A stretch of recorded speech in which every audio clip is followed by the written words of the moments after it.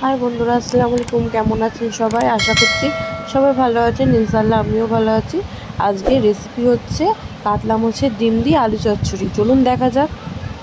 Oh my god! Wow! এই যে দেখতেই পাচ্ছেন, এখানে কাতলা মাছের ডিমটা নিয়ে নিয়েছি। বেশ বড়ই ছিল ডিমটা, আর এটা পটকা ছিল। কার কার পটকা খেতে ভালো লাগে কমেন্ট করে জানাবেন। এই যেখানে কড়াই বসিয়ে কড়াইয়ের মধ্যে তেল দিয়ে আলু আর পেঁয়াজ কুচি করে রাখা ছিল সেগুলো দিয়ে দিয়েছি। তারপরে সামান্য নুন, হলুদের গুঁড়ো, লঙ্কা চিড়ে দিয়ে দিয়েছি।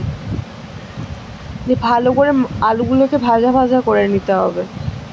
তারপরে যে ডিমগুলো ছিল নুন হলুদ দিয়ে মাখিয়ে রেখে দিয়েছিলাম, সেই ডিমগুলো দিয়ে ভালো করে হাতের সাহায্যেও আপনারা চটকে নিতে পারেন, কিন্তু সেটাতে কেমন একটা লাগে না, তার জন্য আমরা খুন্তির সাহায্যে একটু ভেঙে ভেঙে নিচ্ছি যাতে ওটা দলা না হয়ে যায়।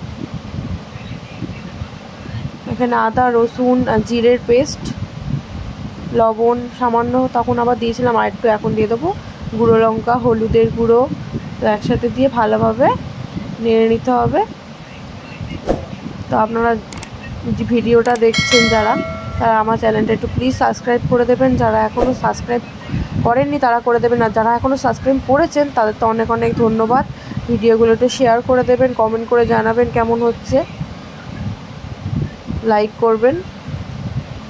A few moments later. সামান্য একটু জল দিয়ে ঢেকে দিয়েছিলাম এখানে।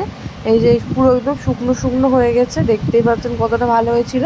আপনারা এরকম কাতলা মাছের ডিম পেলে এরকমভাবে রান্না করে দেখবেন, অনেক সুন্দর হয় খেতে। দেখতে পাচ্ছেন কতটা সুন্দর। Thank you for watching.